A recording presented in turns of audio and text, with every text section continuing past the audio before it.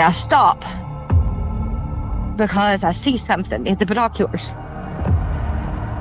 What I see is looking right back at me through the binoculars.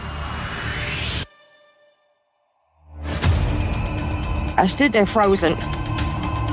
But it was looking at me. I was staring at it. It was staring at me. And I finally got to the point where I could speak. And the only thing I could say was, "Oh my God. Oh my God." And I said, "It is right there. It's right there behind that tree, David. It's looking right at me. David, it's right there." And I was frantic. It's right there. And I didn't even describe what it was. I just said it. It looked like somebody was bent over and had their head in the window of the deer blind. It either heard me or smelt me, and he pulled his head out of the tent and stood straight up, and that shocked me.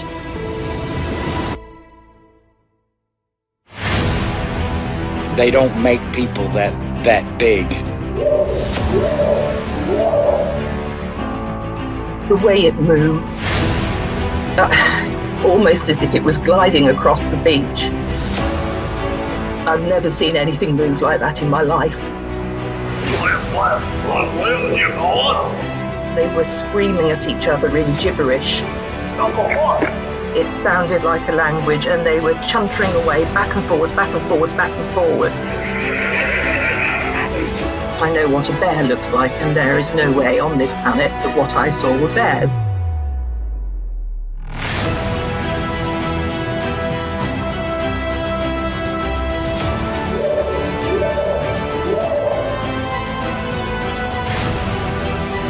What are you reporting?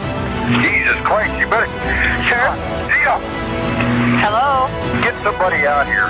What's going on now, sir? That son of a bitch is about 6'9", I don't know. Do you see him now, sir? Yes, I'm looking right at him. Uh-oh. My name is Maximus Decimus Meridius, Commander of the Armies of the North, General of the Felix Legions, and you are listening to Sasquatch Chronicles.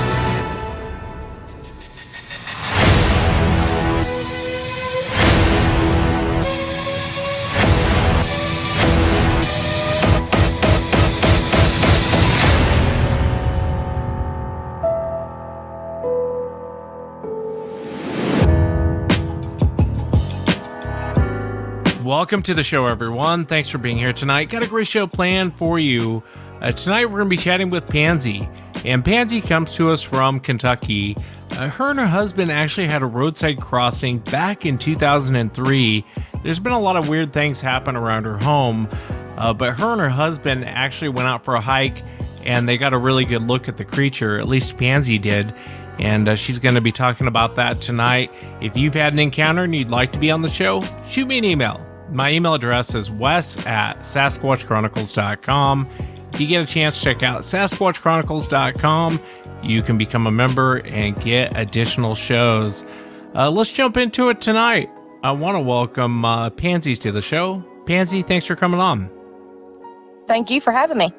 Yeah, and I appreciate you being here, Pansy. You know, prior to your encounter in 2003, what was kind of your feelings on Bigfoot? I don't even remember thinking about it much at all. You know, growing up and everything, I remember watching Harry and the Hendersons. And the only other time I ever remember Bigfoot being mentioned in our life at all was like in joking with my brother. Because my brother, he's this big macho guy that goes out hunting all the time, not afraid of anything. And we think it's so hilarious how he says that the only way he would hunt for Bigfoot was with a tank.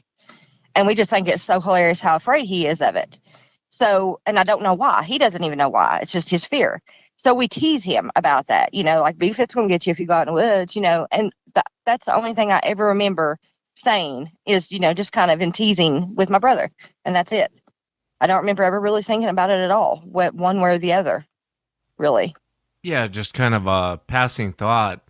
Yeah. Tell me, back in 2003, if you would you just kind of walk us into what happened? Yeah.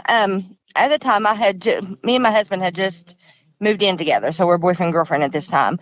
And he was working for a company that the man who owned it was a family friend of ours. So my brother also worked for the company, and we were friends with everybody who worked there. So the guy who owns the company decides that he is going to have a cookout over his cabin in Ohio. This cabin is back off the road, probably about 2 miles, a good 2 miles off the gravel road. And so he decides that he's going to have a cookout over there and invite everybody in the company and my family as well. So, my dad, my brother, and all of our friends and everything are over there. And we go over there, and it takes about 45 minutes from where I'm at to drive over there. And once you turn off the main road, you turn onto a gravel road, and you go about 2-3 miles down through there, and you'll come around a curve that kind of goes to the right. Then there's a little straight stretch that's maybe 300 feet long before you turn off to go up to his cabin onto the dirt road that goes to his cabin. Well, we're just driving down through there, and like I said, it's several miles, and I'm bored, and you're going slow because you can't go fast. If anybody comes, you have to kind of pull over to let them go by you. So, we're going slow, and I'm bored, and I'm just kind of looking out the passenger side window. And I think now, looking back, it was the movement that caught my attention, I'm assuming, because I saw something in the passenger side mirror. And that got my attention enough that I jerked around real quick. I mean, I almost giving myself whiplash. I turned so quick and looked out the back window of the car. And when I turned, of course, that got my husband's attention, who was my boyfriend at the time. And he looked up in the rearview mirror, and then he turned to the left and looked out the back too. Actually, it would be out the driver's side window to look back because the windows were down. And it was just, the only way I can describe it is a huge animal type creature covered in black, what looked like black fur. And, this is the middle of the day too. This is probably around 3:00 in the evening. So it's sunshiny out. It's bright. There's no doubt. There's no shadows or anything. This is in the middle of the day, sun shining in the middle of the summer.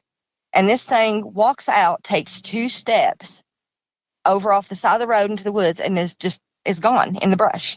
I'm not going to say it disappeared. I don't think it just disappeared in the thin air. It just got over on the side of the road in the brush, and we couldn't see it no more.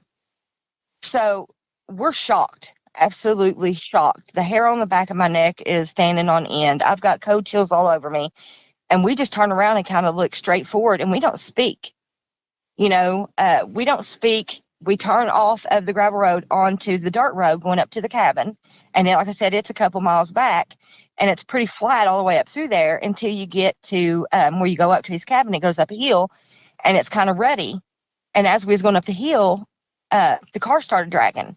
And that's the first time we spoke, was when the car started dragging, because I freaked out, and I told him, I said, "You're not getting out of this car and leaving me, and I'm not getting out and walking. We will sit here until somebody comes and gets us." I mean, we were that freaked out, we wasn't going to get out of that car at all. When you say the car was dragging, do you mean like it was you were having car troubles? Is that what you're saying? No, when the car drags where there's ruts in the road, the bottom of the car was actually hitting some dirt. Oh, and we were afraid we were going to get stuck. Yeah, like in a rut. Yeah. So, and that's why I was like, I'm not getting out of this car if we get stuck, because I was afraid we was really going to get stuck, because the bottom of the car was dragging the dirt pretty bad, where it was a low-sitting car. So that's what happened in 2003. Like I said, this thing was, the only way you can describe it is a Bigfoot-like creature. Big, huge, black. I mean, it looked like its hips were like up at the top of the car. It was tall, huge, big creature. Long arms. The arms almost hung down to its knees. It had its fingers. I remember it had its fingers curled over. They weren't out. I couldn't see the tips of its fingers. Almost like it had a fist, but not a tight fist. Its fingers were curled over. But even with that, it was still hanging almost down to its knees. It took 2 big, long strides with its arms out and just was gone. And we didn't see it again. Yeah, it's shocking. It's shocking to see that. So at what point did you and your boyfriend, future husband, actually talk about what you guys saw? When we got up to the campground, we were really shaken up and everything. And you got to remember, up here, everybody bought the 4-wheelers. So everybody was up there having a good time, eating, riding 4-wheelers all over the place, because, he's got his land up there pretty cut, and he keeps it, pretty clear and cut and everything. So everybody was riding 4-wheelers all over these trails. And his property connects with the state forest. So there's thousands and thousands of acres of land that his land connects to that you can go four-wheeling on and all that. So everybody was having a good time four-wheeling and everything. And we get up there, and I remember telling my mom and dad. I didn't tell everybody, but I told my mom and dad what we'd seen. And, of course, my dad, he's an old country guy, always hunting and stuff. And he's like, oh, whatever, just kind of ignores me. And my mom believes me, and she's like, well, were you going to go look for tracks? I'm like, no, Mom, I'm not going to go look for tracks. We're not going back down there. She just didn't realize how scary that was. I didn't want anywhere near the thing, and neither did David. And then I remember telling my brother had walked over and told him, and of course he just said I'm stupid and crazy. And I think part of his problem isn't that he just absolutely doesn't believe. He doesn't want to believe because he's afraid. And I think that really is one of his problems and why he gets on me so hot and heavy about this. He doesn't want to hear it. He doesn't want to believe it. He doesn't want it to be real because then something that he's afraid of is real. So anyway, we had talked about it and everything, and maybe, I was thinking about that later on, why we didn't go ahead and maybe get a group of us together and go down and maybe look, or send somebody down to look.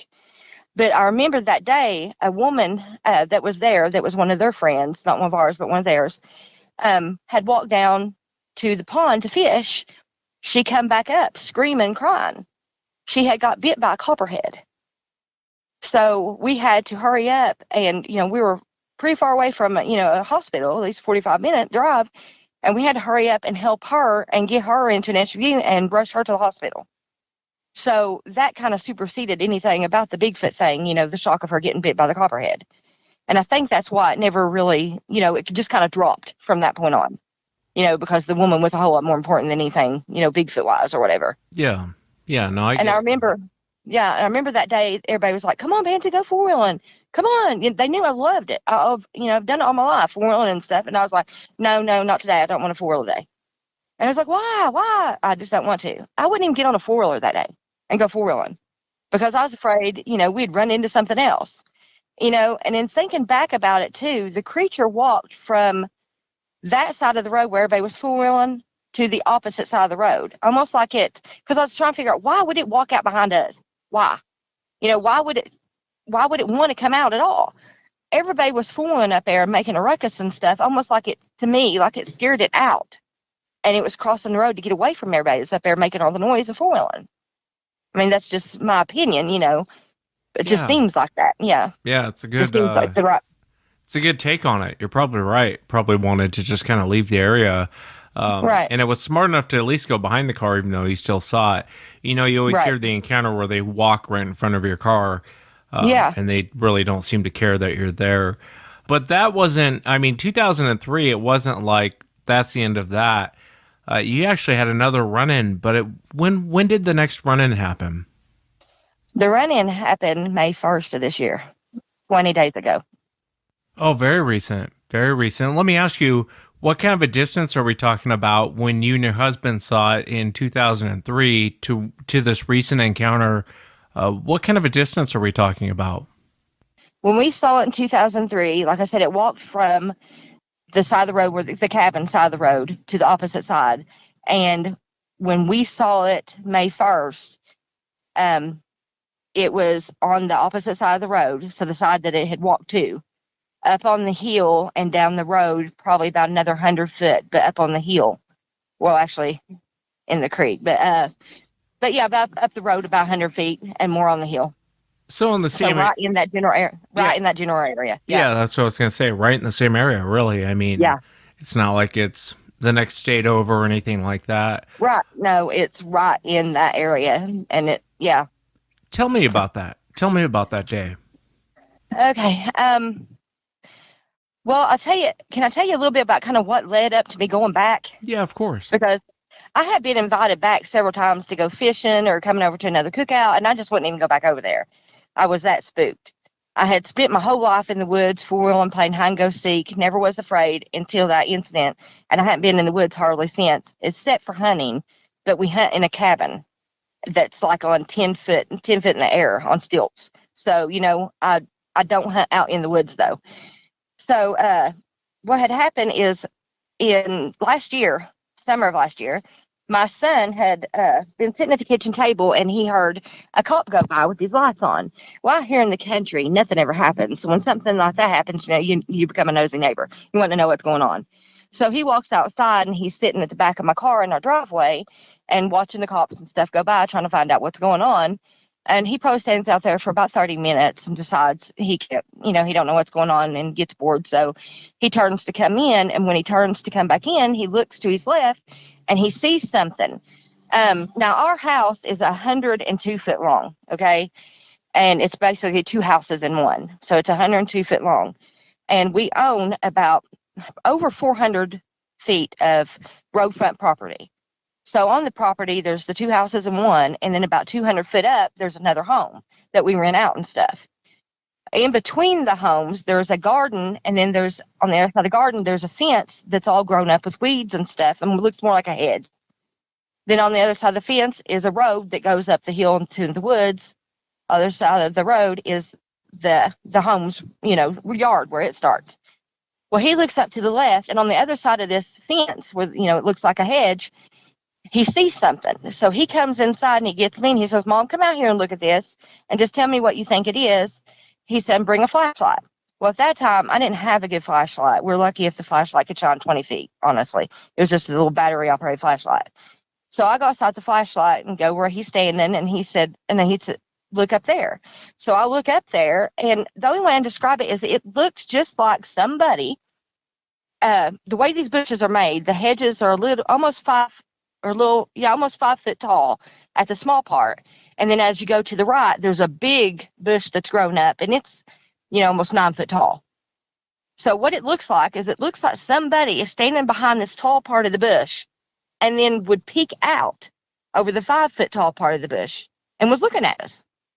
And there's no lights out. The only lights we've got one light that shines in the driveway where we're standing. Then the neighbor across the road has one light that's on their porch light, and it don't shine very far. The only light we got is from the moon because the electric and everything's off of this trailer because there's no tenants in it at the time. So what I'm thinking is, okay, one of the, the ex-tenants is up there going to mess around with the trailer, is going to try to break in. That's what I'm thinking. So I tell my son, I said, well, just don't worry about it. We'll go back up tomorrow because this is about midnight, and I said, we'll just go back up tomorrow and see what we can find out. Because I'm thinking I'm going to go up there and see exactly where he walked, and find out if he broke in the trailer or whatever, and then I'm going to call the police and show him. Well, the next day we get up and we walk up there. We walk up the yard and through the garden to get up there. And we walk on the other side of the fence, and sure enough, standing there, all the grass, because like I said, we hadn't had a tenant in like a month. The grass is all grown up because we hadn't mowed the grass yet. It's over knee high.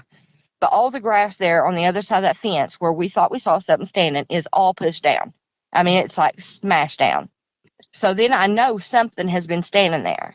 But I go ahead and check and make sure there's no branches or any leaves or anything that could have been flung out that made it look like, it was somebody peeking out. There's nothing that's wiggling or moving or, in the wind or could move in the wind to pop out like that. So I'm like, okay, somebody's definitely standing here. My next thought is, okay, this tenant is going to break into, to the house. So my next thing is I turn around and I think I'm going to see a trail going to the trailer, to the house. Well, I look and all the grass is sticking up. It's all high. Nothing's been through there. So I'm like, okay, well, this guy didn't walk to the trailer, so he must have walked out to the road, and walked on the road. So I look that way. There's no prints, nothing going towards the road, except for ours where we come up through the garden. And I'm like, okay, where'd he go? The only other way is up through the woods. So I look up that way, and sure enough, there's a path going straight up the hill into the woods. Well, by then I'm creeped out. I'm like, what on earth? What man at midnight, or after midnight, in the dark, would be dressed in dark clothes and walk up the hill? And my son's like, Mom, what did we see? And I'm like, I don't know. And he's 15 at the time. And I'm like, I don't know. So I just leave it. I just leave it at that. And, I tell my husband about it. He's like, I don't know either. We have no explanation for it. We don't know what it is. But we're still not saying that was Bigfoot. You know what I mean? That's not what I do. I don't see something, hear something, smell something, and automatically say, oh, that's Bigfoot. Yep, that's Bigfoot. Yeah, you're thinking that's a man at this point. someone kind of screwing with your property. Yeah. Exactly. Because we had problems with those tenants getting them out. The guy had tried to commit suicide. I mean, it's just a mess. So I'm thinking, him a little bit, on the crazy side, because his wife had left him, that maybe he'd come back up to break in or something like that. Because we'd had to have cops out there and everything. It was a mess. So I was really thinking this is a dude, one of the tenants trying to break in. But I'll leave it, and I don't think no more about it. So then we get to this year in April, and my husband's wanting to start hiking, but I'm afraid of the woods. I don't like to go in the woods. I don't feel safe. Ever since 2003, I don't feel safe. And he says, what will it take for me to be able to get you to go out in the woods and hiking with me? Because that's something we always like to do together. And I said, well, he said, if I buy you a gun, would you go? And I said, well, if you buy me a gun that I'm comfortable with, yeah, I'll start hiking with you. And I made him that promise. So he did, and he bought me my 9mm that I love. So we started hiking on the property, and we've got 85 acres. And then our property connects to a game club that's got over 3,000 acres. So there's cut trails and four-wheeler trails and everything that we've always played on and rode on all back in there.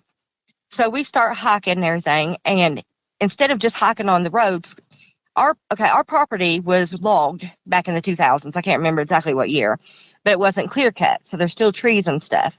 But that was over 10 years ago that it was logged. So there's stuff, it's grown back up, and it's really bushy and thorny and stuff. So nobody walks off trail. It's just too hard to get through it. Everybody that goes up through there walks on the trail or rides on the trail. So he decides he wants to walk off trail and actually make our way through the rough stuff, because that's the best place to go in order to find like deer sheds and stuff. He said he's never, as much as he's been in the woods, he's never been able to find a deer shed, and he wants to find one. So we go off trail and we go to the right. Well, on the right is a big hill, and we're on the side of it walking up it. Well, we get all the way back in there. We come to a place where they had logged that the ground is slipping. So we call it a slip. So it's like soft dirt where it keeps, coming down, where the roots of the trees aren't holding it in anymore. The ground's sliding down the hill, basically. So we go and we get on this slip, and we start walking up the slip. When we get up almost to the top of the slip, where the slip stops, we see what looks like two footprints on the slip, on the soft ground of the slip. And we're looking at them, and we're kind of looking at each other. And sometimes I swear we can read each other's mind. We don't have to speak. And we're looking at each other like, who would have been here? The only people that would have been on the side of that hill was the loggers. That was over 10 years ago. Their footprints wouldn't have remained, number one. And number two, it wasn't slipping when the loggers were here. It didn't start slipping until, a year or so later, after the ground started settling and everything. And so we're looking at each other like, who would be here? And he's like, I don't know. And I was like, it's footprints, and you can look at it. And the more we look at it, it looks more like a barefoot footprint than what it does a boot footprint, because you can see little impressions of toes and stuff. And I was like, okay, I don't know, David, I'm creeped out. Let's just go. So the footprints had led up to the old logging trail that's now grown up. You can see whatever had walked through there had walked to the left and down the old logging trail. Well, I wanted to go to the right because I wanted to go towards home. So we did. We went to the right. We didn't walk very far down that logging road when we heard what now I know is what they call a knock, what sounds like a tree knock. Then it was just a noise that I didn't know what it was. I was like, what was that? Because I hadn't really heard it before. And he was like, I don't know. So we made our way back home, and that was the end of that. Well, several days later, we go on another hike. We go up in the woods. We go to the left. When we get up there, we're following a game trail up on the left side of the hill, and we come to, I don't even know how to explain it. It almost looks like a little, like canopy-like structure that almost looks like a little house made of grass and stuff. Stems and leaves and everything. And I was like, well, that's cute. That almost looks like a little house. And you can see where something had walked up in there, and where something had been laying underneath it, out of the weather and stuff, out of the rain. And, we're looking at it and everything. We're like, okay, well, this is probably where the deer come up and they get out in there out of the rain and all that. But as we're looking around, my husband points out there's trees that are broke off, and they're high. And my son was with us at this time. He's 16. Like I said, he's 6 foot tall. He's a big boy, weighs 300 pounds. He's got 2 foot shoulders. He's a big boy. And I tell him, I say, go over and stand beside that and put your hand up. Let me take a picture to see how tall that is. So he does, and he puts his hand up. So that was over 7 foot tall where that break was in that tree. And there's several of them. And they broke off. And the way the tree is broke off over 7 foot tall. And then it's pushed down, and the part that's broken is pushed in and made part of this canopy. So we was looking at that, and we just thought that was really weird how that was broken, how these trees were broken off in that area. So as we're walking around looking at this, my husband goes, "Oh my God, I found a deer shed." So he finally found his deer shed, and he was so happy. But we continue our walk, and then it's starting to get dark, so we head back down off the hill onto the trail that comes back down to the house. As we're walking, we can hear something, sounds like it's walking, like as we're walking on the left side, it goes downhill. It's really brushy and everything, and it goes downhill. On our right side, it's woods, and it goes, uphill. So as we're walking on the left, down over the hill in the brush, we can hear something walking. Well, we stop, then we can't hear it walking no more. So we'll start walking again, and then we hear it walking. Then we'll stop, then we can't hear it walking no more. So David, without speaking, using like sign language, tells us to walk on up without him, and he'll stay there and see if he can hear it walking, himself while we're walking up through there, see if he can hear exactly where it's coming from. So we walk on up through there. We probably get about 20, 30 feet in front of him and stop and look at him, and he's still listening and looking down there. But, he shakes his head. No, he don't hear it walking. So he just walks back up and joins us, and we continue on walking. We get maybe 10, 15 foot, and then we hear it again. It's down there beside us walking. You can hear it walking with us. So he tells us again, go another, go on without me. I'm going to stay and listen again. But this time I get my son and I whisper to him, this time let's act like we're talking. I said, let's just say like, yeah. And then wait a couple seconds. Then you say, yeah. And then, continue doing that. That way we're pausing in between speaking and we can hear if it's walking, but it still sounds like we're talking, because I'm, an animal. I don't know what you're saying. It just hears a voice and maybe it'd start walking again. That's my thought anyway. So that's what we did. We walked about 40 feet going, yeah, and just listening in between and can't hear anything. So again, my husband, he comes back up here with us, didn't hear anything. Again, we go another 10, 15 foot, then we can hear it walking with us again. So we just continue on because this thing doesn't sound like it's getting any closer or anything. And we think, okay, well, it's probably a coyote because we had a coyote that had, walked where we had walked and stuff before. We'd seen its tracks after we walked through. And we'd do a big circle and come back and new coyote prints would be there. So we're thinking, okay, this is a stupid coyote. So we just go on walking and we get down to where the land clears out. It's no longer woods. There's a field on the left. And then you could see our house. So we go on and we walk down over to the left, down into the field. Well, when we're down in the field, that puts this thing up on the hill in front of us now. Where it was on the left side of us, we've moved around into the field. Now it's up, in front of us, up on the hill. But we're not paying any attention to it. We're just down in the field talking and everything and, just looking around, whatever. And every once in a while we can hear something sounds like it's walking, but we're not paying any attention to it. And then all of a sudden, a rock comes out of the woods and hits about 10 foot in front of us. And, of course, all of us look at it and look at each other. And we're like, what was that? And, we just ignore it and think, okay, maybe it was something fell out of a tree or something or whatever. Well, that happened like 4 more times. And we just look at each other like, what is going on? So we're like, whatever. So it's really getting dark now. And I'm like, let's just go back to the house. So we do. Well, a couple days later, we've got an extra room on the house that we keep us safe and we keep all the guns in and stuff. We've also got an extra refrigerator out there, and that's where we keep our pop and all that. So I had walked out there to get me a pop, and my 13-year-old son was out there. And as soon as I walked out there, he jumped up and ran out the back door and was looking up on the hill. And so I walked over to him. I said, son, what are you doing? And he said, Mom, it's not there. And I said, what are you talking about? What's not there? And he said, the face. I said, what are you talking about? He said, I come out here to relieve myself because, we're in the country. Boys can do that.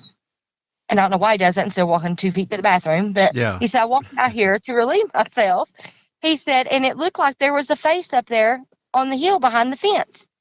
And I said, okay. He said, And I thought, okay, well, it's just brush or something. He said, and I thought, okay, well, I'll just wait until later and I'll look again. And if it's not there, then I saw something. But if it's still there, then, it was just leaves or something. He said, Mom, it's not there. And I said, okay, well, we'll just wait until your dad gets home from work and then we'll go up there and check it out.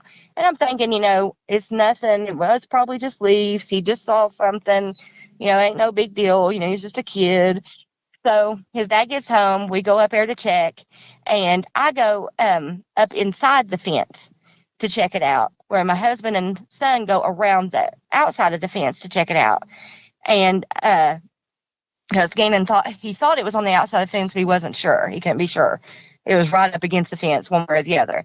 So I walk on the inside, and as I get up to where it kind of flattens off, I see what looks like an impression of a foot in the grass. Now, this grass has grown up inside this fence. It's pretty tall. And when you step on it, it'll start turning colors. It's no longer green, like it's dying or whatever. So I can see it plain as day. There's an impression in the grass. And it's big. I ended up measuring it, and I think took photos of it and stuff. And it was almost 17 inches long, this impression was. I looked back, and I saw another impression, but it wasn't as good as this one was. Well, in the meantime, they're around the back of the fence checking it out, and they holler at me to come up there and look. So I go up there and look, and right there behind the fence, every bit of the grass back there is pushed down, like where something big had been laying or tromping through there or something. And we look for a trail to see if it come down the hill to the road or if it went up the hill into the woods. And it went up the hill. The trail is, as plain as day through the grass going up the hill.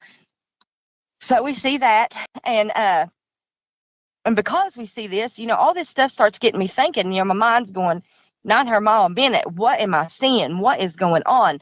This can't be real. I know I've saw stuff, but this does not exist. This cannot be happening. I'm just seeing things. And I don't want to be one of those people that everything they see is Bigfoot. Everything they hear is Bigfoot. I'm not like that. It's a squirrel or it's something. It's not Bigfoot first. You know what I mean? Yeah. So I start really thinking and everything about it. And in the meantime, we're still hiking. And there's one more thing. We go on another hike, and it's, maybe a week later. We go up the middle of the property where we had been on the right and the left. Now we're checking out the middle. We go up this old road that's grown up. And on the way up through there, we see, because nobody's been up there. Nobody's been up this middle trail for years. It had been all grown up, and you couldn't get up through there. So we're going up through there, and we see all kinds of deer track, coyote, turkey, raccoon, fox. You name it, we see it. It's been through there. We get to the end of the trail where it starts to, it's just like this little round field, tiny field, right before it goes up the hill, up to where our gas line is and where our hunting cabin and stuff is. And right before you get to that field, there's like a little tiny knoll there. There's one whole footprint that looks like a bare footprint. It looks like a right foot.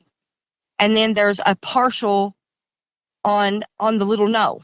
And it ain't a full footprint. It just looks like toes and like the ball of a foot. It's not no heel or nothing, just like the toes and the ball of a foot. And at first, when I see the big one, but then I see the small one, and I look at my husband, I'm like, oh my God, is that bear? Because that's what I'm thinking, with that small one. And he's like, no, I don't think so. There's no claws or anything. And I'm like, okay, then what is this? And he's like, I don't know. So I take pictures and stuff, and then we go on about our business. But all this is rolling over in my mind with what I saw in 2003, and what we saw behind the fence. Now these tracks and stuff that are weird that we're finding, we can't be sure, but what is going on? What is this? What is this? So I start talking about maybe I should go back over to Ohio, check it out. I haven't been over there in 18 years. I'm starting to really get the itch to want to go back. So I was talking about it with my mom, and my mom, she was like, oh my God, do you remember when we was over there fishing? And I was like, what do you mean? She said, the day we went over there to the cabin when we was fishing at the pond. Do you remember? And all of a sudden that memory come back to me. I had totally forgot about it. We had went over to the cabin. It was sometime in the 90s, and I was a teenager, before the 2003 incident, before I ever met David. We had been over there fishing, and his pond is clear on three sides. Then on the right side, it's woods and goes up into the hill. So we were standing there fishing on the clear sides, and my cousin, he was the only one over on the wood side fishing. Then all of a sudden, it sounds like, I don't even know what, is coming down the hill towards us, towards the pond. We can see trees shaking and everything, and it sounds like, I don't know what is tearing down everything coming through there. And I'm thinking, oh my God, here comes the bear, and it's a big one.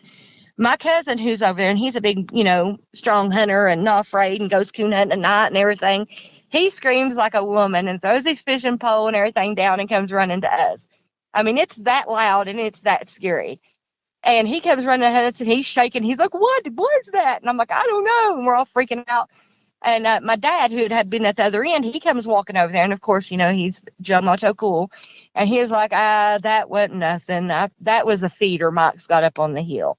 And what he's talking about is one of those electronic deer feeders that you fill with food.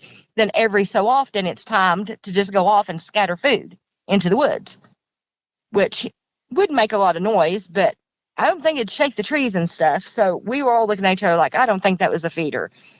But after me and, and I had kind of forgot about it or whatever. But then after me and David got together, I remember he was working for that man. So I asked that man, did you have a feeder up on the side of the hill at that pond up in the woods? He said, no, I've never had a feeder over there. I was like, oh, okay. So I know it wasn't a feeder. So I'm thinking it was a bear for sure. A bear was coming down out of those woods after us that day. So, oh gosh, starting to sweat. Because it's like I'm trying to avoid getting to the May 1st thing. Yeah, let's just walk into it. What happened on May 1st? Because all of this, Ohio, all of these states are relatively close to where you're at there in Kentucky. Right. And so I understand, wanting to go back, but tell me what happened. See, was it you and David that went back, you and your husband? Yes, me and my husband. Whenever my mom told me that story, there's one other thing. I had got on Google Maps because I was trying to map out the terrain and what path we're going to take on our hike when we go over there on May 1st. And I got to looking at where the pond was. And then I thought, well, I wonder where that pond is in relation to the gravel road, And so I zoomed out, and the pond is actually in direct line to where the road is, to where we saw that thing cross in 2003. So, yeah, that creeped me out because I was like, oh, my gosh, literally walk from the pond to the road where we saw that cross. It was just weird. So I'm starting to get excited instead of afraid. I'm starting to get excited. I'm like, I'm going to go back over there and, maybe we'll find something. And I have somehow my curiosity has overrode the fear. Okay. So we get everything together and I have measuring tapes with me and I've got a shovel with me. I've got this casting material that I bought from Hobby Lobby with me in case we see a footprint. And then I've got my gun, and everything. I've got everything together in a backpack. We've got a lunch packed in the cooler. We're going to go over there and hike all day. So we go over there and we come up around the curve and we go past where you turn off the mics, turn around and come back to park to where the SUV is facing the way we came in. So it's facing going back out. And we park and we get out and we're standing there talking and everything. And at this point, even just standing there, knowing that we're getting ready to go back out and everything, I start getting afraid. You know what I mean? But I'm trying to fight it. It's like, it was your idea to come over here. You're not going to do all this, drive all the way over here, and then not go in the woods. It's just crazy.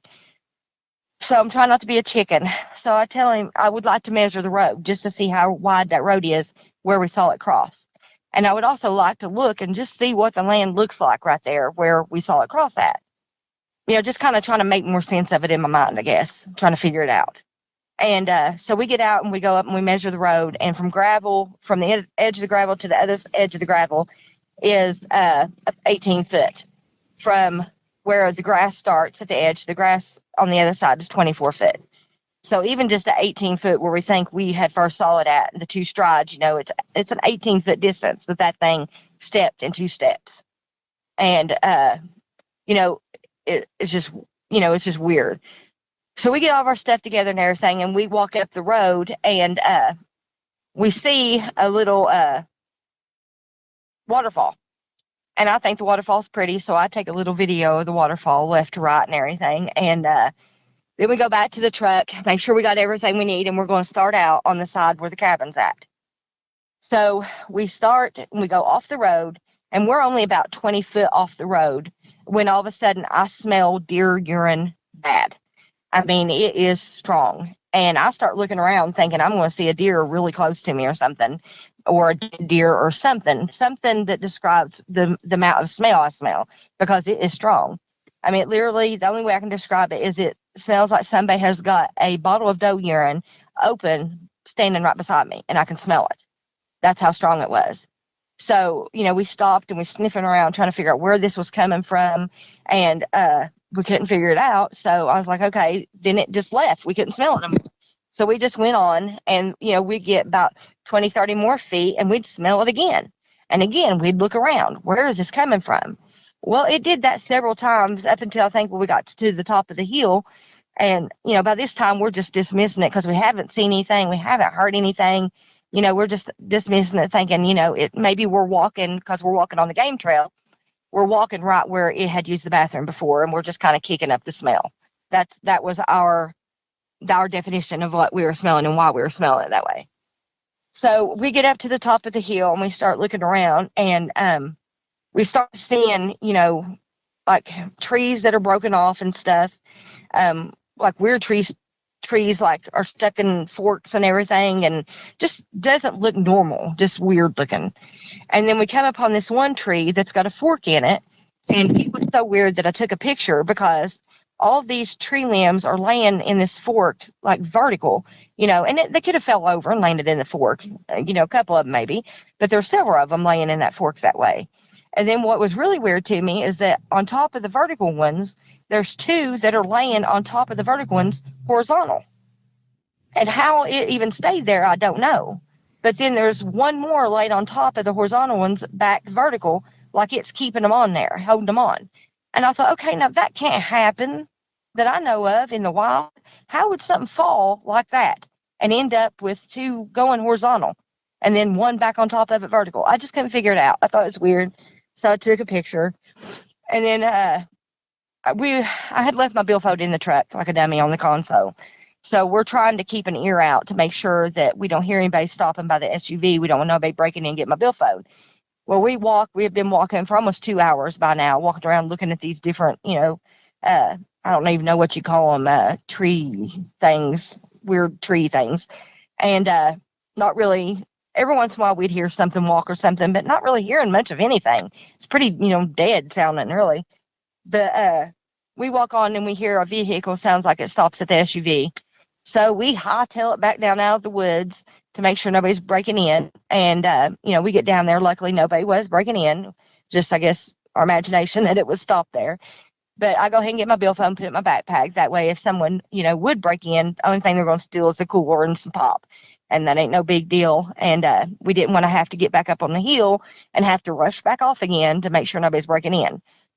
So we get back, and by now it is probably after 1 in the afternoon, sun shining, it's warm out. It's not too warm, just perfect, perfect day.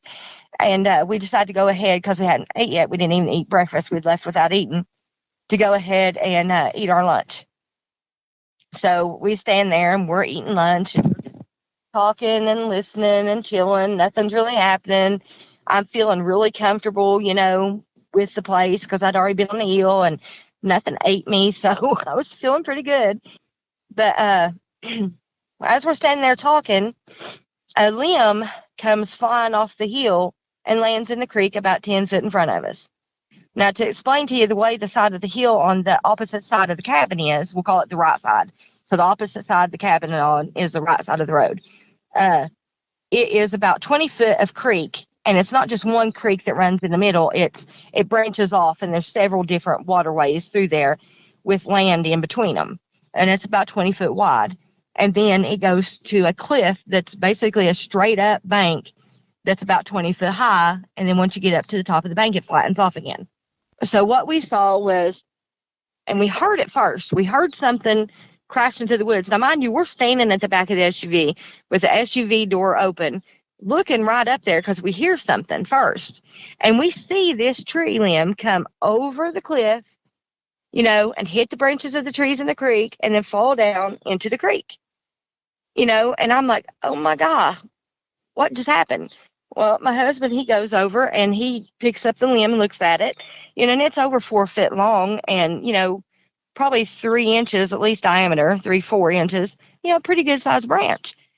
And he looks at it and he looks all around and he lays it back down and he looks at me and I said, please tell me that branch fell out of the tree. And he said, sure, the branch fell out of the tree, even though this branch doesn't match any of the trees right here. And, so he told me what I wanted to hear without lying to me all in one breath. He knew I wanted to hear that it just fell out of the tree, that it couldn't have just fell out of the tree because it wasn't a branch that could have fell out of those trees. It was a totally different tree. And we know it couldn't have fell out of the tree because we heard it come over the cliff. We heard it coming through the woods. We watched it come over the cliff. So how it did it, I don't know. But at that point, I was freaked out. So we went ahead and was eating lunch and everything. And I was taking my time eating lunch at this point because I did not want to go back out into the woods. And he's done. So he goes over and he's looking for a walking stick, something he can, chop off and make into a walking stick. And he finds one, and as he's chopping it, he's got a machete with him. As he's chopping it, it breaks off too short, and he's like, daggone it. So he throws it over on the side of the creek bank, and he goes looking for another one all the time I'm eating. And then he goes over, he finds another one, and he's chopping it, and then he goes, daggone it. And I said, what's wrong with that one? He said, this one's full of ants. So he throws it over on top of the other one on the tree, on the creek bank. Both of them are sitting right there, right in view, on the creek bank. So anyway, I get done eating slowly, and he's wanting to go up on the side of the hill where this stick just come from.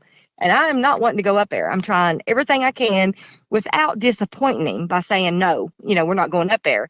Because I had agreed, if he got me the gun, we'd start walking. So I didn't want to disappoint him. So I was like, well, let's just go ahead and check all in the creek and see if we can find any prints or, anything, see what's been walking through the creek. So we do, and we're walking through there, and we do find a couple prints. But where it's so close to the road, it could have been anybody who parked there, got out, and walked in the creek. It could have been any human. So we just totally dismiss them and just go on. And as you walk up the creek, the cliff on your right, as you're walking up the creek, starts to get less high. It just slowly, gradually starts, getting less high as you walk up the creek. But the creek also starts getting narrower. And so as we're walking up the creek, David says, do you smell that? And I'm like, what? No, what do you smell? And by this time, where we had walked on the other side, my allergies were acting up something awful. And I was having to breathe through my mouth, and my lips were even getting chapped from having to breathe through my mouth. And I remembered even telling David, I wish I brought my Blistex because my lips were getting chapped. And I was like, no, I don't smell anything. What is it? And, you could see literally the wheels turning in his head where he's thinking, trying to figure out what it is he's smelling. And he said, it smells like rotten meat. And you see he's still sniffing the air, trying to figure out what this is. And he says, shit. He says, smells like rotten meat. And I don't know if I'm allowed to say a dirty word on here, but I did. Yeah, you're fine. Okay. And he literally says, it smells like rotten meat and shit. And I said, I can't smell it. And I couldn't smell anything. But I know he ain't lying to me. He's not one of those men who make up anything. He's very direct. He doesn't get real excited about anything. You know what I mean? So he's very calm. He looks like Stone Cold Steve Austin. He's intimidating. He is not making this up. If he smells something, he smells something. So I was like, no, I don't smell it. So we continue on up in the creek to where it gets to the point where it's too narrow to walk in anymore down in the creek. So we work our way back up and get into the road and walk on up to the road to where that waterfall was that I told you that I had videoed earlier. So we walk up there and we're looking at it, and there's the waterfall to the left. Then right in the middle, when you're looking straight, the waterfall's to your left, there's a gully that runs up the hill. And to the right, there's this tree that was originally on the hill, but where the creek has been through there, it's washed out part of the roots of this tree. So part of it's hanging out in the creek, and part of the root system, everything's hanging out in the creek. So he says, well, I think here's a good place, because the whole time we're walking up the creek, we're trying to find a place to get up the cliff, to get up there to where it flattens off. and we can't find any place to get up it. It's too steep. We see one game trail that kind of works its way up it, but it's even still too steep. We'd have to get on our hands and knees and literally pull ourselves up it, and we weren't going to do that. So he sees this gully, and he says, let's just go through the creek right here and go up the gully and, look up in there and then, head on out. So I said, okay. So we work our way up the gully, and we go up there. I don't even know how far we went, but we found a log, and it was covered in moss, and something had been digging at it, and we got to looking at it, and there was a place on it where the moss looked like something with fingers had grabbed hold of the moss and pulled it off. You can see little prints, like finger marks, like where something had grabbed it and ripped it off. So, we look at that, and I just, take a picture of it. And David, at this time, we're kind of joking, laughing, because nothing's happened big, or to scare us at this point. And we're laughing. And he said, I think I'm going to leave whatever it is a ding dong. And I said, okay, which is like a little cupcake, chocolate cupcake. And I was like, okay, you just go for it. You go ahead and leave this thing a ding dong. And he was like, okay. So at the top of the log, he puts it down, and he puts a little ding dong down for it. And then we see that the leaves have been turned over where something has been walking up the hill, which is the way he was originally wanting to go anyway. And the direct way I did not want to go, because that was the way that this stick had come from. So he says, well, let's follow this game trail up through here. So we do. And I thought, we were thinking it's weird because the leaves were turned over in over a 2 foot, maybe 3 foot wide section, where usually game trails are, not very wide at all. And this, looked like several somethings had been walking back and forth through there or something. But anyway, we follow this trail up on the hill, and we come up to another log, again, covered in moss. And we see what looks like something had put its foot up on the moss. The moss is a real light green, but then where this moss was smashed down in the shape of a footprint, and it's not a whole footprint, it's just like the toes and the ball of a footprint in the moss.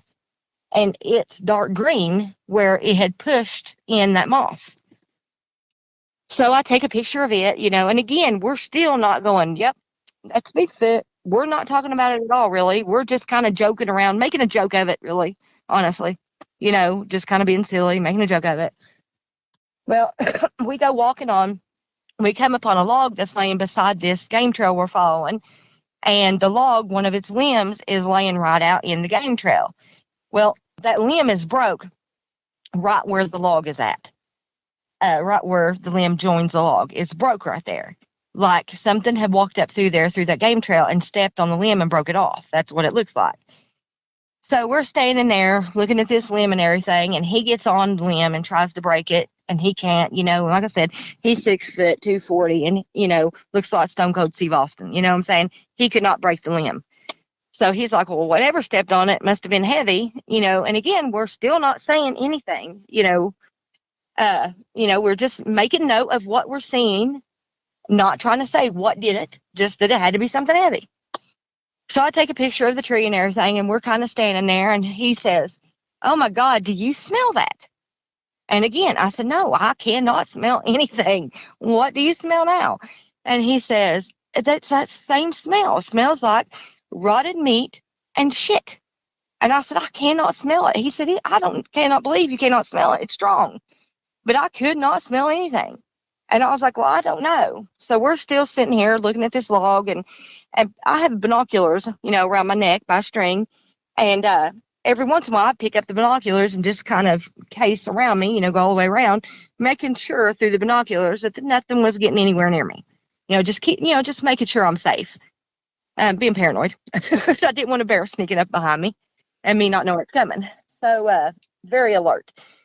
But I get the binoculars, and this is the point where I've, if you could see me right now, I've literally got sweat pouring off of me. Dropped my phone even. So I've got the binoculars, and I'm looking up the hill. I'm looking back the way we heard the stick, which is, back towards the SUV, away from the way we come up. And I pan over, and I pan over back the way we came. So I'm looking directly the way we came. We just walked from. And I'm just kind of looking through the woods and everything, and I pan over to the left, like right before you get to the creek, the hill part right before you get to the creek. And I stop because I see something in the binoculars.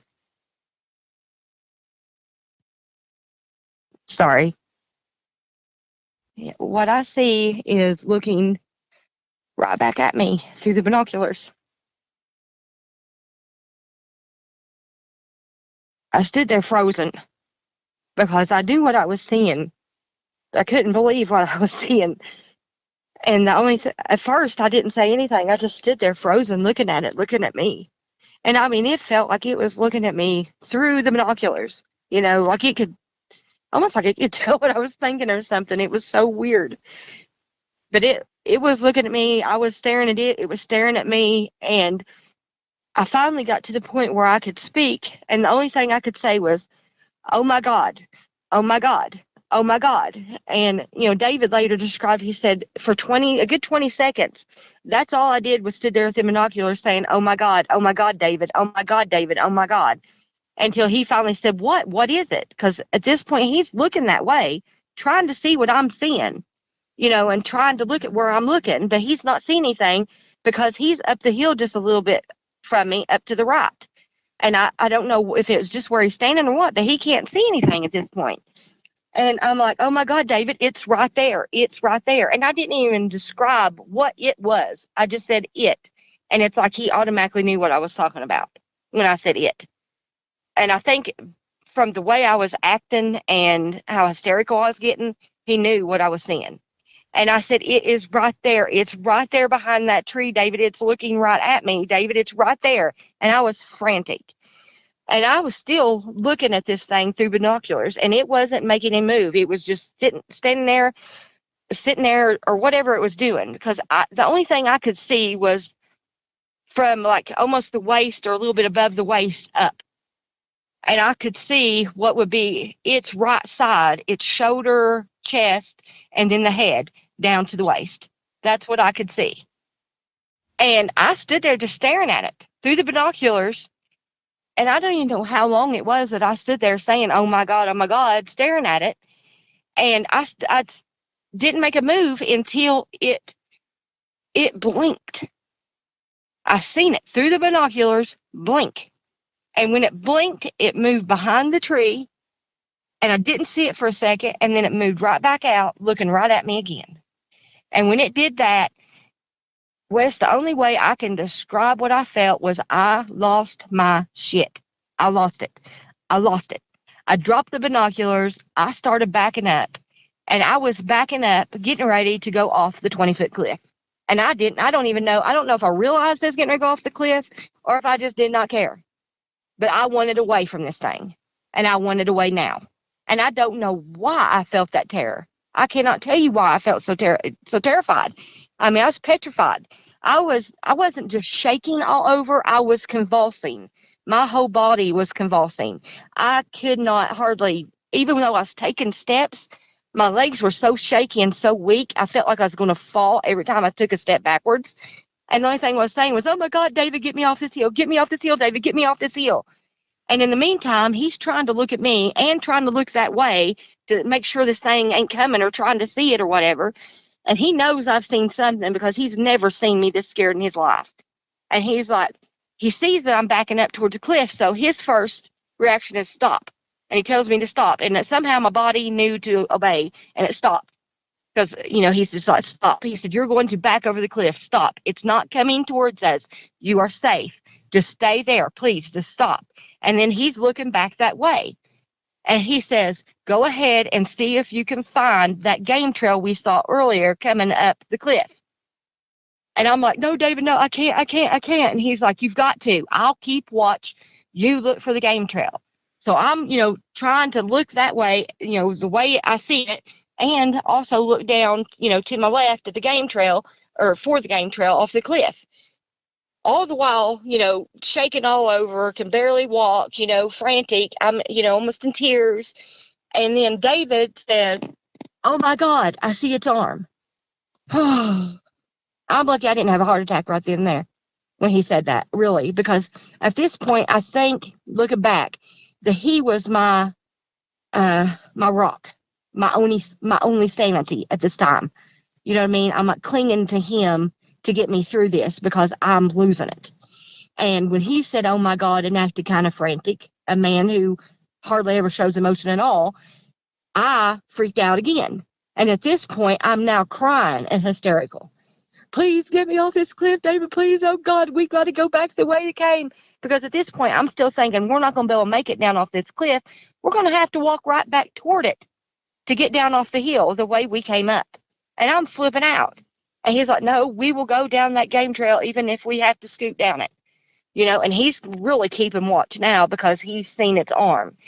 And I happen to look up and I see it again, but it's not through the binoculars, just through with bare eye.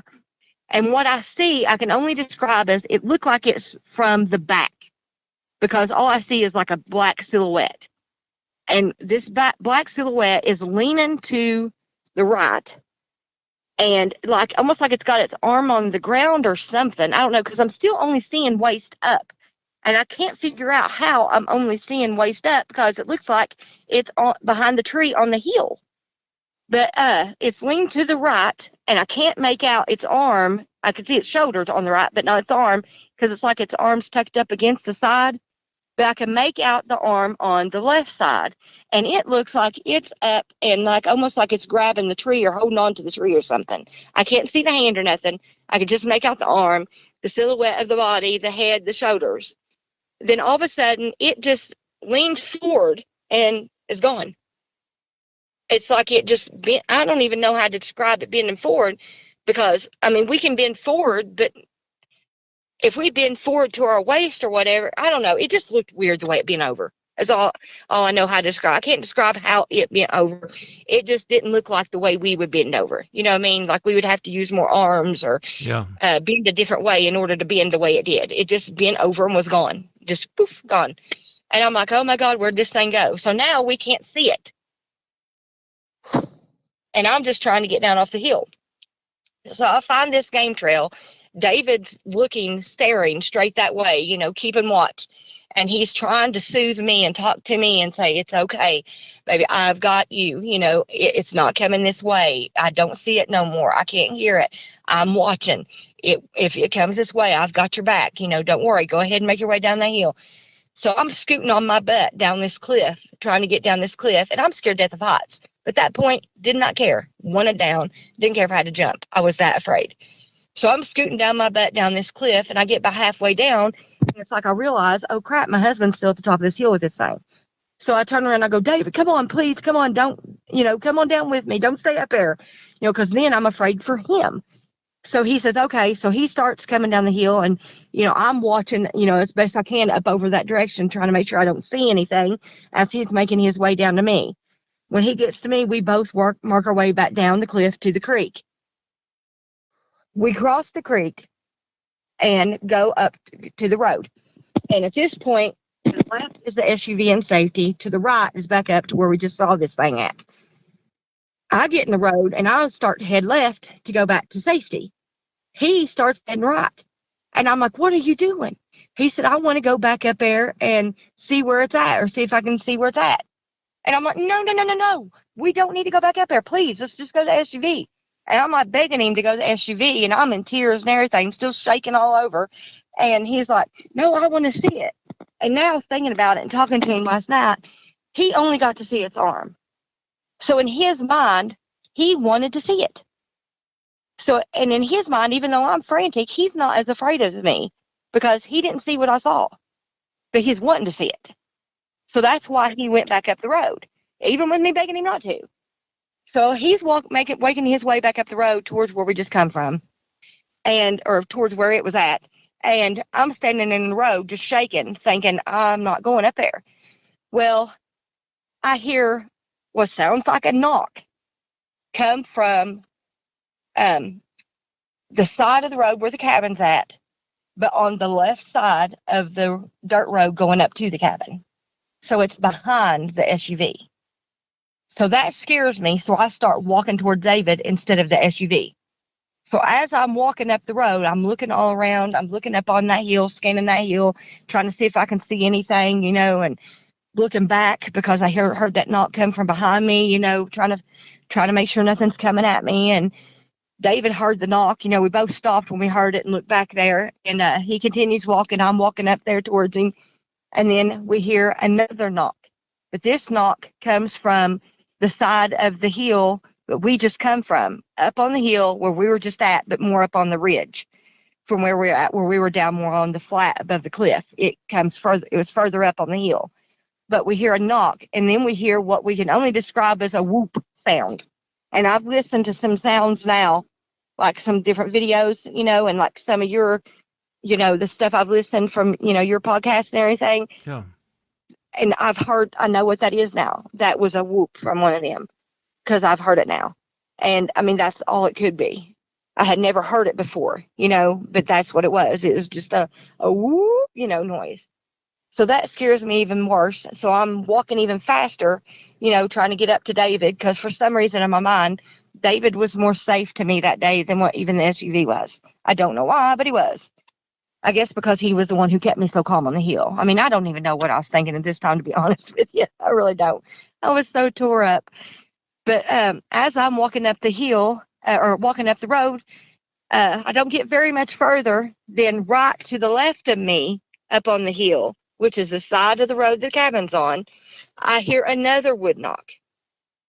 Well, this scares me again, and I'm literally going up the road, walking as fast as I can, and doing circles like every 2 steps, looking all around, trying to make sure nothing's coming at me, shaking all over.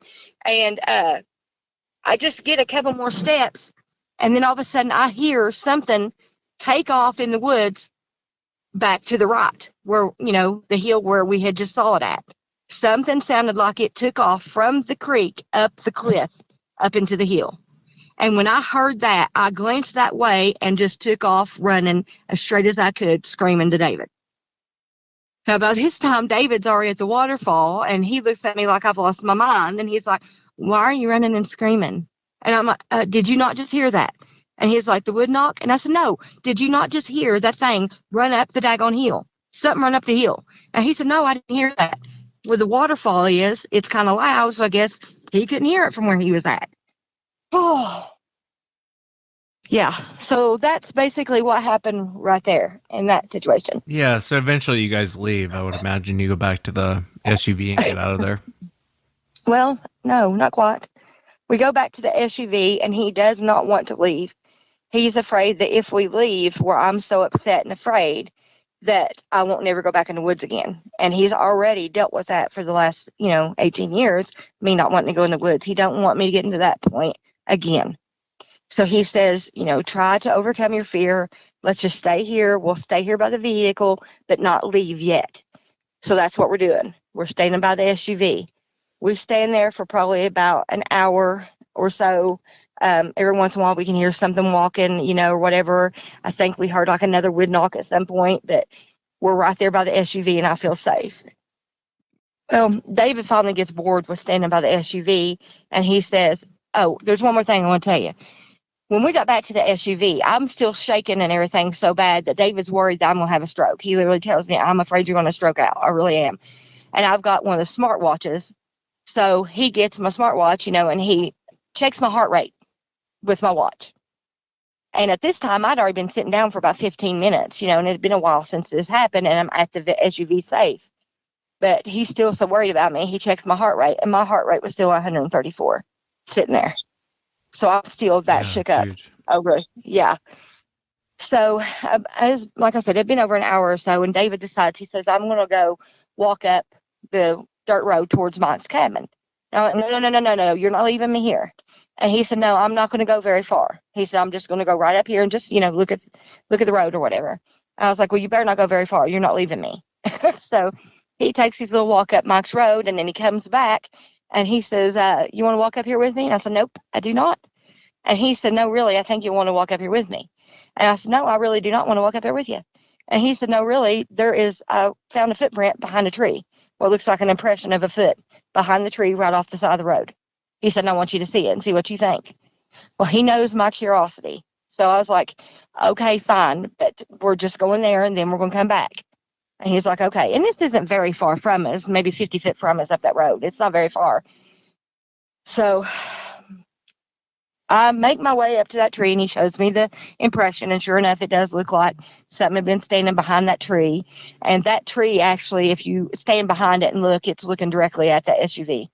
So something had been standing there. I can't say what it was or whatever. It looked like a human print or humanish print, but you can't tell in grass. It was in grass, so you can't tell. It was big, but you can't tell any kind of detail or anything about it. So he says, well, now that we're here, why don't we just go right over here in the creek and just look right here? We'll stay right in this area, but we'll look right here. And I was like, all right. So we walk over there in the creek and we're just kind of looking around. And at this time, I'm starting to settle down. Nothing's happening. I'm still shaky, but trying to calm down, and I'm telling myself it never come after me. Even looking at it in the eyes, it didn't act aggressive. It didn't look aggressive to me, so I don't have anything to fear, and it's on the other side of the hill. So we're looking around and everything, and on the side of the creek, there's, a little bank. You know how the creeks get up, and then they go down, and they leave, a dirt bank, basically, a flat dirt bank. And in this dirt bank, there is a footprint. And it is a big one. And it is for sure a footprint. And it's a barefoot footprint. And, we're looking at it and we see, and I've got pictures of it. There had been a limb, probably about 2-inch diameter, 3-inch diameter, probably 2-inch limb that had been across where it stepped. And when it stepped, it was, whatever it was heavy enough that it broke the limbs that were laying across the print, broke the one, and it snapped and was actually standing straight up in the air where it had snapped that limb. And those limbs are buried in the mud in that print, completely buried.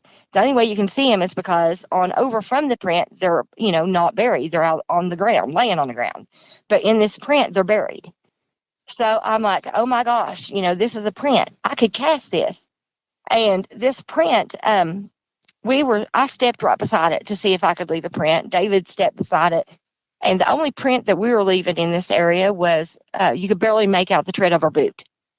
So either this thing stepped here when it was still really, really muddy, or it's a heavy thing. And by the looks of the way the limbs were pushed down in there, it looked like it to be heavy because it was, a good 1.5 inches down in the dirt, if not more. Yeah, let me ask you real quick, Pansy, and we'll come back to the print. But you were looking through the binoculars and you were looking at this thing. For the audience who's never seen one, would you describe what you saw? When I was looking at it, I don't know how to describe. It's almost like you know how you have a stare down with somebody and both of you don't want to blink? You can't blink. First one to blink, you're out. Yeah. That's kind of like what I felt like. It's almost like, I felt like I was in shock.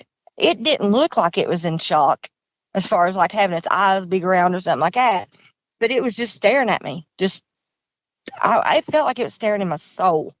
I mean, you know what I mean? It's just, and that's most of what I paid attention to because I was staring right in the eyes. But in looking at it, where it's through the binoculars, because it was probably about 75 yards away from me behind this tree. And then I had the binoculars up. So it looked more like it was like, I don't even know, 5, 10, maybe 5, between 5 and 10 feet away from me, maybe closer. I'm not sure. It was far enough away that I could still see its body too, and not close enough that I could just see its face. Does that make sense? Yeah, that does. Okay. So I seen the outline of it. The head, I remember it did not look cone-headed to me. And I know I've heard people talking about the conical head, the cone head kind of shape. Yeah. To me, it didn't look like it had that shape, but it wasn't really round either. It did kind of pop up, but it wasn't a big conical head. Maybe a slight one, I guess is what I'm trying to say. And because it wasn't flat and it wasn't really rounded, but it was kind of conical, I guess is the way I'd describe it. It had black fur all over it, even its face. Its eyes were black. I mean, black. I could not even see a pupil. It was black. I didn't even see like the whites of its eyes or anything. You know, like with us, you can see the color of our eyes and you see the whites. I didn't even see any whites of its eyes. It was just literally like somebody took two black marbles the size of 50-cent pieces and popped them in this thing's head. That's what it looked like. And its face, the skin of its face that wasn't covered in hair, was like a darker gray color, not light gray and not like charcoal, but, you know, I guess it'd be a medium gray color. And I remember seeing gray above the eyes, and I can't remember if the thing had eyebrows or I don't remember paying attention to that. But I remember seeing the gray above the eyes, like it had gray on the forehead. And I remember the gray coming across the nose and the cheeks. And I remember the nose was really wide. To me, the way I was looking at it, it looked like it could have been possibly more of a flat nose. I don't think it was sticking out very far, which I didn't see the thing from profile, so I can't be sure. But to me, it looked like it was more of a flat type nose, flat and wide. But I didn't see nostrils. You know how the apes, you see nostrils first thing? They got the big old wide nostrils. Yeah. I couldn't see nostrils. I don't remember seeing nostrils. I just seen a nose more like ours.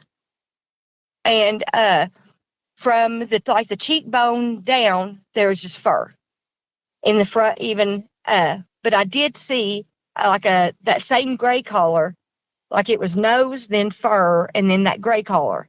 And I think what I was seeing was its lips across there. But it just looked like a line of gray, a wide line of gray.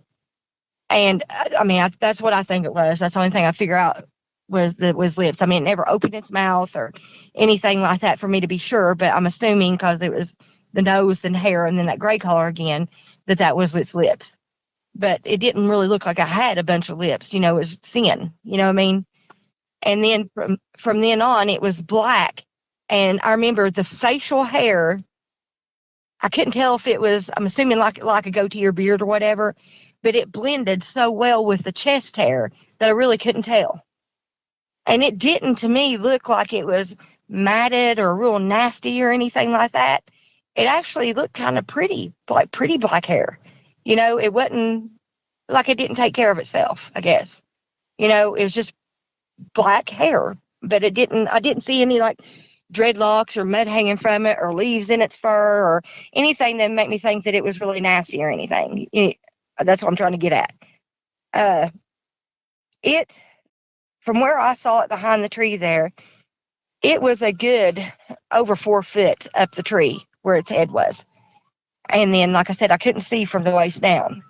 And it was wide, like real wide. I mean, it was wider than my son, just the part that I saw, which was basically from the left side of its neck over to the right. That had to be over 2 foot that I saw sticking out from the tree. It was, I don't know if you're in an ambulance right now, but if you are, we can, cut that part out. That's okay. Okay. I just wanted to pause there so you get that. Yeah. Can I ask you real quick, did the expression change at all on the creature's face? The only thing it did was blink. That was it. It didn't, like, its eyes didn't get great big, or it didn't roll its eyes. It didn't look down. It didn't look to the side. It was just looking. I think that's one of the reasons it felt like it was almost like it was fake at first, because I didn't freak completely out until it blinked and moved. And then it's like, okay, that thing is real, because it didn't move. It just looked right at me. Felt like it was looking me in the soul, looking at me forever, it felt like. And then until it blinked and moved, it was like it didn't move at all. It was so still, just looking at me. And like I said, that was the first time it blinked. I would imagine, there's that moment where you've heard of pareidolia, right? Where you're looking at a bush and you see a face and you're like, oh, okay, yes, well, I'm not. Yeah. But the moment it blinks and moves, you're like, holy crap, that's real. Yeah. It's like I knew I was seeing it, but then I was like still second guessing myself and, saying, oh my God, I see this thing. But still in my mind was not wanting to accept it, and then it blinked and then I was like, oh my God, it's real. And then that's when I flipped out. Let me ask you, what do you think that they are? What do you think that these creatures actually are? Honestly, from what I saw that day with its face, because to me, it did not, it looked ape-ish, but to me, it looked more human. Because I've been trying to figure out how to describe what I saw, trying to draw it and everything. But to me, it looked more like what you would, like a Neanderthal. You know what I mean? More Neanderthal than ape, if that makes sense. Yeah, kind of Because- what think- scientists think Neanderthals look like. We've all Exactly. seen cavemen. Yeah, I get what you Yes, mean. right. But I think it's because of the way its nose was and stuff like that. It looked more human than ape to me. So to me, at first, I thought it was just some form of animal out there, and and it may be, but I think the thing is way too intelligent to just be animal. Honestly, it might be some form of animal, but I think it's part human, and I think it's intelligent enough that it has evaded us for this long and knows things that we don't even know. And I really think it's part human, and I think it may be part of our history, part of us. I don't know, Yeah, it could be. It I may mean, just be an especially animal. Yeah. especially the way you describe it, pacing you and your husband and your son. I can't think of too many animals that can do that. I can't even think of very many humans that could do that. Right. Walk you step for step, through Right. this area. I know when you went back, there's a reason why you only saw it from the waist up. Would you describe why you only saw it from the waist up? Yes. When me and my husband, we went back again on the 15th too. But in talking about it, when we was up by the waterfall and after we got home looking at the video I'd taken, and when we were talking about standing there, we found out that it wasn't from where I was at viewing the tree. It looked like the tree was on the hill, but near the creek, really near the creek. But what we found out was that tree that I had described earlier, that the creek had washed out part of it and part of its roots were hanging in the creek. It was actually standing in the creek behind that tree. That's why I couldn't see it from the waist down. And that's also why when I saw the back of it, we're thinking that when it bent down and disappeared, it just bent down below the bank. And that's why it looked like it disappeared. Because it actually was never up on the hill with us. It was in the creek where we had come from. Yeah, it's very strange. Would you want to see one again? I fight with myself all the time. Like I said, we went back on the 15th. And I'm going to go back again. It's almost like I'm scared to death to see one again, but I want to know what it was. And it's like that drive to want to know what I saw and to prove what I saw was real is just overriding my fear and maybe common sense. And I'm going to go back. I'm not going to stop. I have got to find out. I mean, I would love to find somebody that I could trust to take with me that knows more than me, that could look at what we found and look at what we've seen. I mean, that place up there is absolutely perfect for something to hide. It is full of ravines that are 15 foot deep and run 100 foot long. Anything could hide in there easily. And I mean, I would love to take somebody and find out, what it is exactly that we've been seeing. And I've seen twice now there. Yeah, there's a few people I have in mind that I'll email after we get done here. But if you're interested, I'll email you their information and you can contact them. Yeah, I'm definitely interested. Definitely interested. Yeah, it is fascinating. I mean, there's so much that goes on there in Kentucky, and I know a lot of people. I've heard more encounters off the air from Kentucky than I've actually had on the air because most people don't want to come on, and they don't want to be seen as crazy or as a liar, and that's not what my show's about. But I understand that culture in that area to where unless it's family or very close friends, you don't tell them. I felt like I was literally going to blow up with this information and not being able to really tell anybody but my close family. I've not even told my brother about what I seen on May 1st because telling him what I saw in 2003, he's already, saying I'm crazy and all this stuff. And I didn't see what I saw, but he can't explain to me what I did see though either. And I've not even began to tell him what I saw May 1st because I know it's going to be ridicule and I don't want to hear it. I know what I saw. You cannot tell me I saw anything different from what I saw. And nobody's going to tell me I saw different. And I'm to the point where I am so sure of what I saw that I get mad when someone tells me I didn't see what I saw. I know what I saw. It's that serious. Yeah, and I understand that. I understand that completely. They're real. I mean, people run into them all the time. They're definitely real. I think what's fascinating is in your area, they really don't seem to be aggressive with you guys. The throwing of the branch and that sort of thing. I think that's more or less to get your attention. I think if they really wanted to come rolling down that hill and snap everyone's neck, they could. But I think it was just more curiosity, of what are you guys doing? That's what it seemed like to me too. Yeah. I'm sorry to interrupt you. No. There's one thing that I want to ask you real quick. When we come out of the creek, and now knowing what we know, that thing was in the creek, had to been in the creek still while we were in the woods, and that's probably what I heard running up the hill, was it running up the hill away from us when I got next to it when I was in the road. But those tree knocks and everything, the whoop that we heard all around us when we was in the road after we saw it, what on earth could that have been? I mean, it felt like we were surrounded by them. Almost like they were trying to get our attention or something. Yeah, I have a theory on that. I think when they do that, they're communicating like, you guys aren't leaving, you guys are coming back up that area. And so it kind of alerting others is what I think is going on. And I could be wrong, but I think, instead of yelling to someone, hey, they're coming up your way, you'll do tree knocks and whoops and trying to get, I think it's more or less signaling to other ones. That's what I think is going on. But, no one really knows. I would just be careful going back. I would be very, very careful going back, even though I don't think, I think if you were going to get aggression, you would have gotten it by now. But I would still be really, really, really careful going back. Oh, I am. Yeah, it's an amazing account, and keep me up to date, will you? Will you let me know if you guys go back and something else happens? I will. I sure will. And I appreciate it. Yeah, I sure appreciate you taking the time to come on, Pansy.